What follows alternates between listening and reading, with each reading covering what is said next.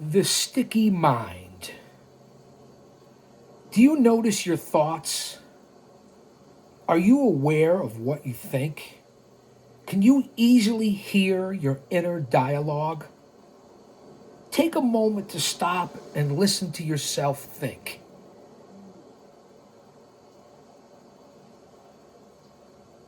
Notice how the dialogue can morph and change course very easily, especially once you pay attention to it. Notice how some of your thoughts are very practical and solution oriented, such as, I have to pick up my dry cleaning. While some of them are judgmental of yourself, or others are such as, I'm an idiot for forgetting to pay my gas bill. Some of them are pleasant and kind. I look great in this outfit. No? Hit the thumbs up. Leave a comment. Share. Get us into the algorithm. Become a member. It's only $3 a month. The best way to support this channel. One man, unique, unedited, unscripted, raw dog for you, the fans. Welcome back to Chaos Corner. Story time on Guardian of Chaos, the YouTube channel. I believe this is part 6 or part 7 of Be Water, My Friend. The life teachings of Bruce Lee, as told by his daughter Shannon. We'll be doing this series all through the Thanksgiving season, into Christmas season, into the new year. One man, unique, unedited, unscripted, raw dog for you, the fans. So that after you leave here, you're better off than when you fucking came in here. So you can hold a conversation and know what you're talking about. And you've learned something at your next party, your next holiday gathering, your next venue event. The water cooler, the bar, the pub, the restaurant, wherever the fuck it is that you hang out. And I apologize for the cussing. Thank you, Austin Nance, down there in Bama, and the OTS Tribal Queen up there upstate. Here in the shadows of Titan Towers. Let's continue. Much love and respect. I can't thank you enough for being here. It's a great distraction, temporary stress reliever, and you'll actually learn things.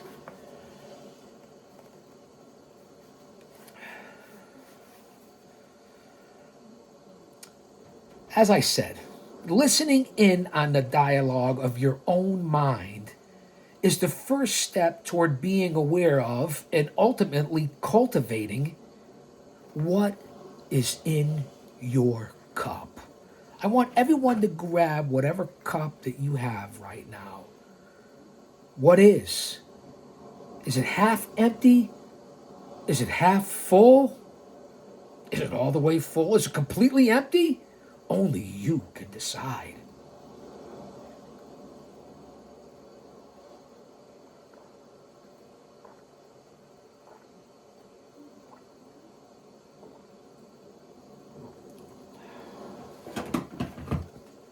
Bear with me. Still a little under the weather. Have been for, at least 10 days. I went to a great event, a great gathering, a marriage of two lovely, beautiful people from great families, good friends. Over 200 people. Well, another legendary night. And both the wife and I, for whatever reason, since then, we've been under the weather. The whole thing, it is, the winter season, so nobody gets too crazy. And we're taking the Mucinex and the inhaler and the occasional aspirin or whatever it is, ibuprofen, a little bit of the liquid Mucinex, getting our rest, eating right. Thank you guys for checking in, but it's been weird. You're around a bunch of people. I'm not saying that's the cause. But since then, and I've missed some events and some training sessions, and we got a big show coming up this week. So the post-nasal drip hopefully will be better, and you don't want to be around a bunch of people if you're not feeling well. It's just, Some people today don't give a dang. Let me adjust the Easy Rider chains here that represent my life. Let me focus and get back onto, I believe this is part 7 of Be Water, my friend.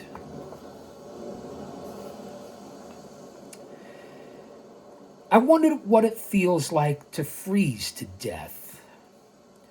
Listening in on a dialogue of your own mind, as I just said, is the first step toward being aware of, and ultimately, this is what I said when I picked up the cup, what's in your cup. As you practice listening to your thoughts, see if you can even start to notice where your mind gets stuck. What thoughts do you return to again and again? What ideas begin to sound like a broken record? Nobody likes a broken record. Do you tell yourself you're stupid over and over? I'm asking the questions. Only you can answer it. Look at yourself right now. You don't have to look at me. Close your eyes. Look at yourself. Do you consistently look at what other people are wearing and how they look and compare yourself to them? Do you see people creating great works of art and long to create art of your own? Do you wish you were doing something else or were at some different point in your life? But you don't know what or when? These are unbelievable questions that we should all be asking. Hello? I'll continue to say it. McFly, is anybody home? And this is without judgment. I'm in the same boat as you. There have been periods in my life where I've been stuck on all sorts of comparisons and negativity. If someone I know was in love and having a beautiful relationship while I was single, my thoughts could run the gambit from envy to self-pity to hopelessness around ever being loved. Rather than just being happy for my friend, remaining open to finding love and feeling good, my mind would get stuck on why I was not in a relationship. As if I could think my way into a relationship, if only I could figure it out, whatever it is. My father called this the grasping game and the grasping mind, or the sticky mind. In martial arts, it refers to a moment in an encounter where you get stuck trying to enforce some strategy you may have that's separate from what is actually happening in the present moment. That's what it's about, the moment. You become too clever and jammed up with your training or your game plan or your emotions, and you stop responding to the moment as it actually unfolds. We do it all the time. In other words, you get in your own way. Sound familiar? I was watching a UFC fight once, and while they were doing the short pre-fight intro pieces for each fighter before the match, one of the fighters started talking about his fight plan and how he was going to do this, and first do this, and then do that, and then win by doing this. He was being very specific about it. And I thought to myself, I said, self, that guy's going to lose. He's going to lose. And he did. He lost because he got too caught up in what he wanted the fight to be rather than what the fight actually was. And when the fight started to deviate from his plan, he didn't have enough flow, presence, maturity, and ability to respond appropriately in the moment and change the course to alter the outcome.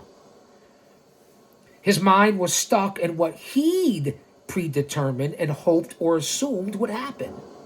And he was unable to see, perceive, and respond to what was actually happening. He wasn't present. His cup was too full. Have a mind that has no dwelling place but continues to flow ceaselessly. and ignores our limitations and our distinctions. Do not strive to localize the mind anywhere, but let it fill up the whole body. Let it flow freely throughout the totality of your being. Do not let the mind be grasping or sticky. Don't look at what is from the position of thinking what should be. It's not to be without emotion or feeling, but to be one in whom feeling is not sticky or blocked. Are you with me? If you're not, it's okay. Go back and re-listen to it. Send me an email. Leave a comment. I don't know everything. As a matter of fact, I don't know anything. I'm just giving you my wisdom.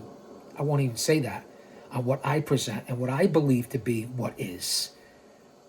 And what I'm in agreement with into something that could really help, or otherwise I wouldn't be presenting it on this channel. It certainly isn't for money, that's for sure. It's to give back. And if I could help out one person, more importantly, if I could help out myself, that's what it's all about. I'm still learning. I may be in the fourth quarter, but I'm still learning.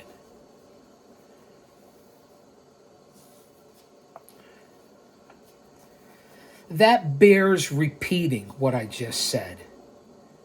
So I'm going to repeat it. Have a mind that has no dwelling place, but continues to flow ceaselessly and ignores our limitations and our distinctions. Do not strive to localize the mind anywhere, but let it fill up the whole body. Let it flow freely throughout the totality of your being. Do not let the mind be grasping or sticky. Think of sticky buns.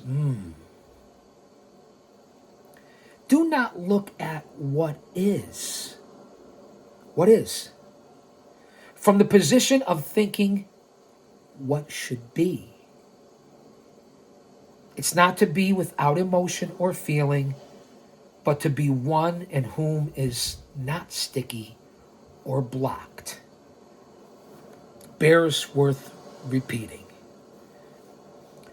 It's not to be without emotion or feeling, but to be one in whom feeling is not sticky or blocked.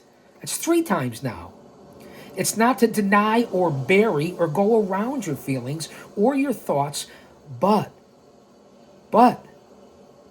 it's about those feelings. It's to feel them, acknowledge them, and work with them. To understand what they're trying to tell you about the situation.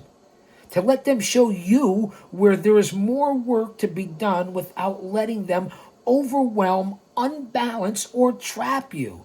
They have information for you, just like I do. Take the information, say thank you, and keep going. Ain't no half-stepping. See you down the road, brother. This may not be for everybody, but I hope you get something out of it. It may come as no surprise that my father meditated. This is Shannon talking about her dad, Bruce Lee. Starting as a teenager and continuing throughout the rest of his life in one form or another. Meditation is a great tool for creating the calm space in the mind that is needed to gain perspective and empty your cup. Whether you do it through praying, spirituality, Christianity, meditation, physicality, just do it. I know many people who meditate regularly, and I know many people who just take to it. It's not for everybody, just like DDP yoga. The truth is, everyone meditates in some form. You just may not realize it, that you already know how. Pretty simple.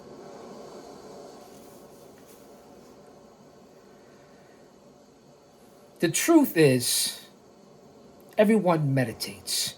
My father did occasionally sit, legs crossed, eyes closed, palms up, resting comfortably in his lap to meditate. Come on, that's not what you have to do. Use your mind. But he engaged in other types of meditation as well. But before we get into that, let's talk about why meditation might be useful. I'm not saying that I'm not against it. You don't need to go see a psychologist, a psychiatrist, somebody else, a counselor, a therapist to tell you how. I know they give you an outside perspective, and some people believe in it, and it is useful for a certain part of the population. Listen, I'm not against it. But you have what it takes. You don't need somebody else to tell you.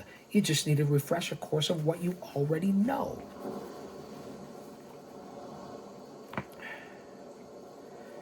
For our purposes in this moment, meditation should be understood as a method of loosening the mind and letting it float a bit.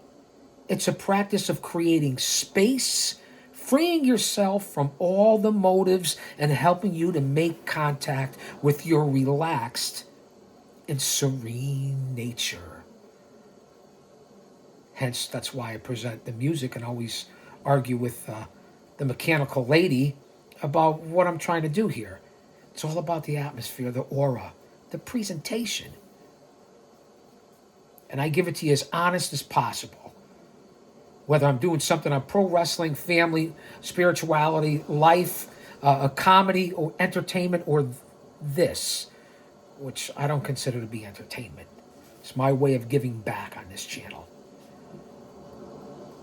If you don't give back, you ain't shit. I enjoy giving back. I want someone to see this 5 years from now, 10 years, 20 years, if it's still here. You guys get it, right? I know that you get it. Austin, I know you get it. Jen, I know you get it. Other guys on here, you know who I'm talking about. You get it. Let me get back. Let me focus my attention here. You can think of it as feeling you have when you daydream. You're awake, but your mind is untethered and moving easily from image to idea to thought and thought states of nothingness without getting hung up on any one thing. The American dream.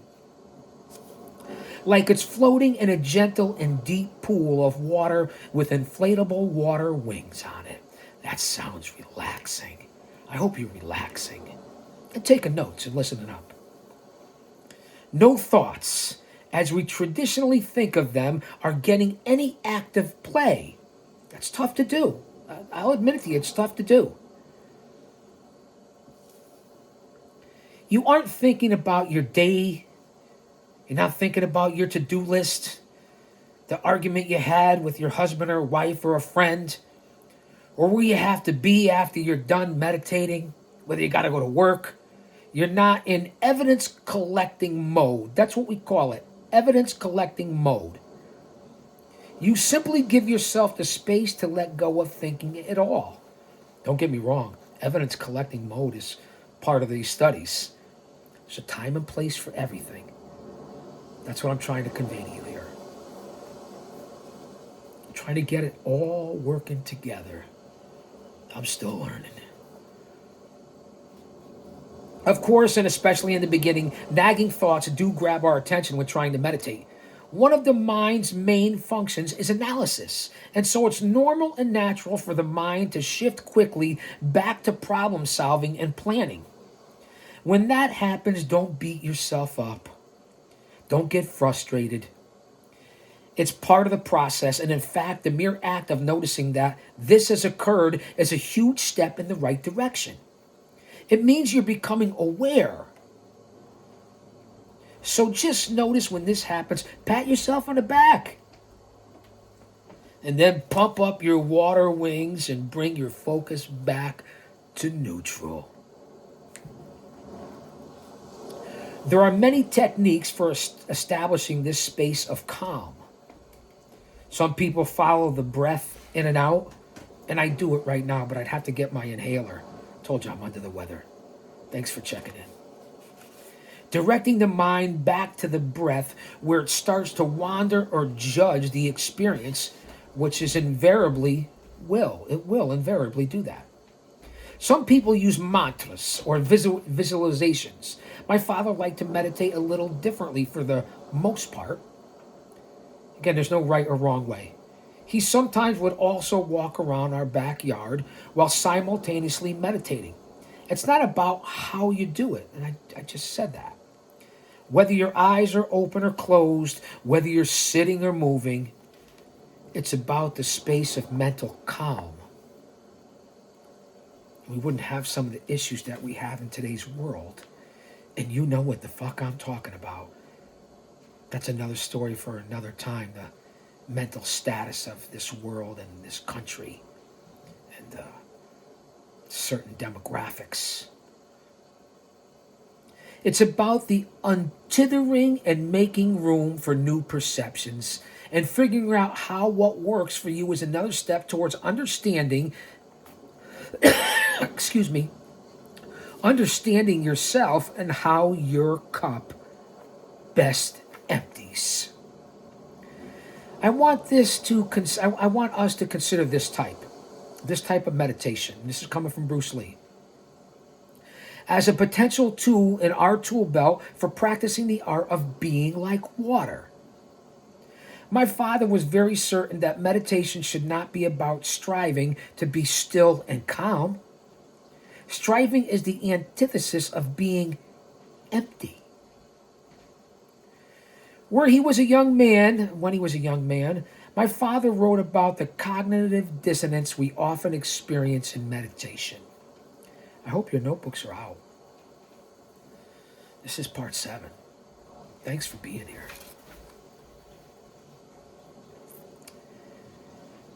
Okay, let's go back to where we were. We talked about mental calm. I want us to consider this type of meditation as a potential tool in our tool belt for practicing the art of being like water. I know I just repeated that. We're talking about cognitive dissonance when we often experience in meditation. I must relax, but then I had just thought something that contradicted my will at the precise moment. I thought, I must relax. The demand for effort in must was already inconsistent with the effortlessness in relax. I must meditate. I must free my mind. I must think about my cup. You see how you're starting already? You won't get this kind of information anywhere else. In meditation, we should allow surrender, loosen, let go, just make space and embody space. And it's a very hard thing to do. I'm still doing it today. We're all in this. The practices of mindfulness and meditation are similar in that they bring you back to the now. And they are both excellent techniques for learning to empty our cup. If you practice them daily, even just for, 5 minutes, or while you're engaged in any activity that doesn't require you to think, it could be jogging, coloring, walking, being at the gym, washing dishes, for crying out loud. I can think of 1,000 examples. You will start to develop a sense of what we call energized relaxation. And there will suddenly be more room in your cup for all sorts of new possibilities. Just like my father on the boat when he was a teenager. You're giving yourself the space to ponder and feel and to be. I'm not trying to be your Zen master. I'm trying to relay of what we need in life, along with the good book. You guys get it here. I hope you're enjoying this series. I know Austin said he's enjoying the heck out of this. I appreciate the feedback. One quick practice I'd like to do is just to take the first phase of my father's Be Water quote and use it as a guided visualization toward quieting my mind and making space. I picture my mind like a sacred bowl filled with all my feelings and thoughts from the day. A sacred bowl, your mind. And as I say or think the words, empty your mind, be formless, shaped like water, shapeless, like water. I picture all those thoughts emptying out and washing down through my body like a gentle waterfall. I'm getting goosebumps. I feel the water running down my back like in the shower. Picture all those thoughts emptying out and washing down through my body like a gentle waterfall. And I've been under Niagara Falls 40 years ago. Put that in your pipe and smoke it. I let the worries, the to-do lists, and the stress just filter down through my being and drain into the earth. Then I sit quietly as the bowl of my mind refills with clean, clear, still water, or white light, or whatever feels good to you. Whatever term and analogy you want to use, however you choose to do it. You.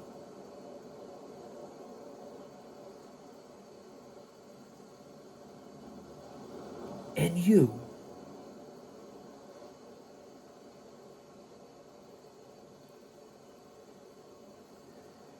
Especially you.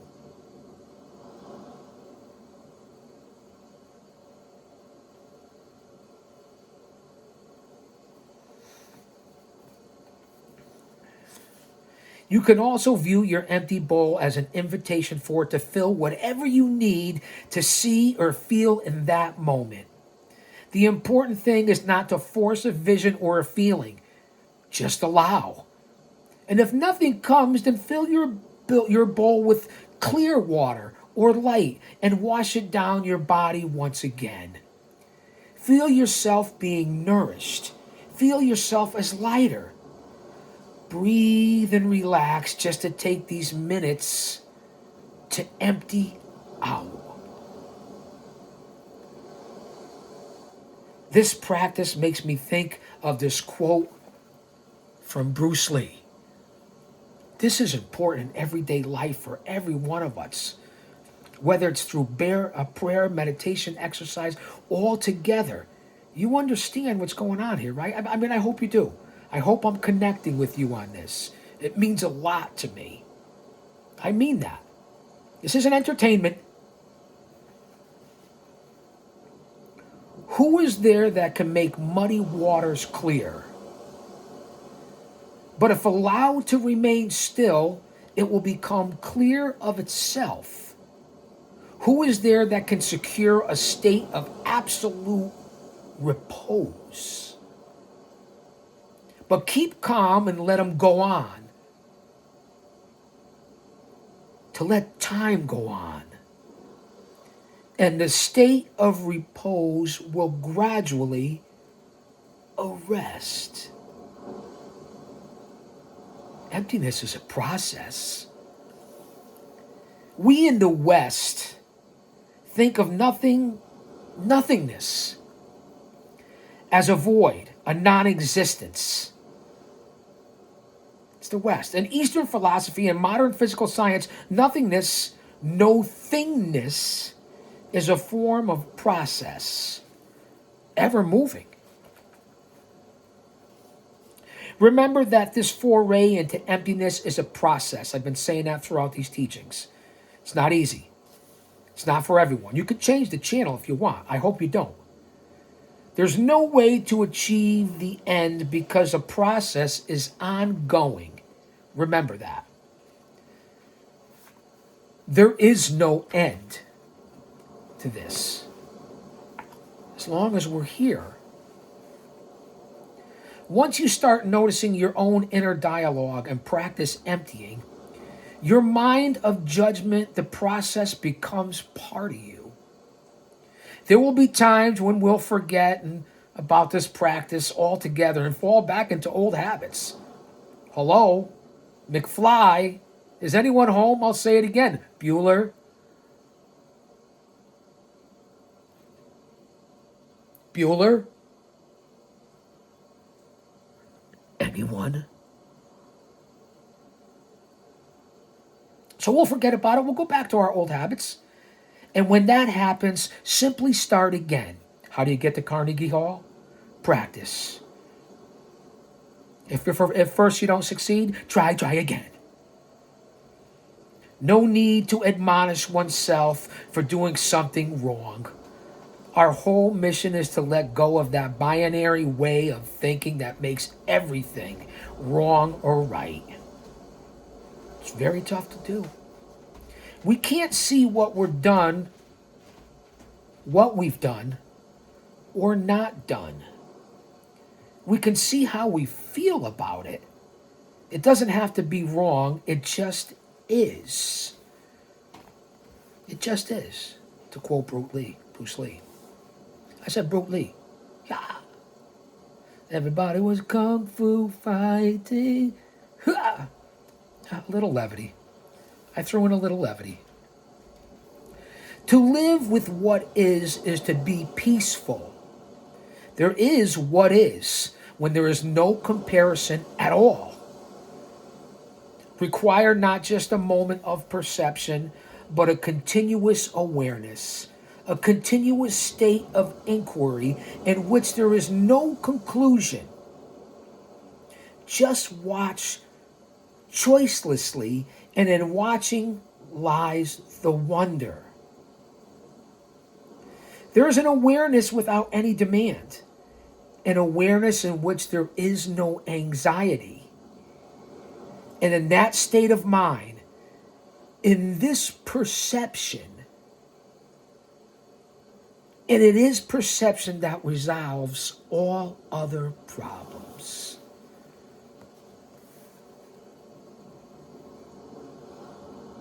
Can perception solve all of our problems? Bruce Lee asks this question. I ask this question. You should ask it as well. In a lot of ways, yes. Perception may not be able to instantly materialize the money we need for rent tomorrow, but it may allow us to think of our situation differently and see possibilities where before we saw none. And that also comes down to praying. I'm throwing that in there because that's what I believe along with a lot of this. Always learning. But we know what the one constant is. If I could relay that to you out here. I want to lay this heavy trip on you. You're here to learn. You are here to be entertained to an extent, but you're here to learn. It may even help us to meet our challenges with a little more acceptance, calm, and poise than we could have before. And in that shift, there's huge potential for everything from tolerance to peace of mind to actual solutions showing up. In most situations, if we can figure out how to see something in a new light with novel understanding, if we can learn something we didn't know about ourselves or about the situation, if we could drop our judgments, our expectations, and our rationalizations, even if we can learn to flow with not to resist our current circumstances, our cup can continually be filled. The cup can be filled with new possibilities, new answers, and new ideas. Because there will always be more room. There will always be more room. And then we can begin to truly transform our lives. Be the eternal student. Thanks for being here for part 7.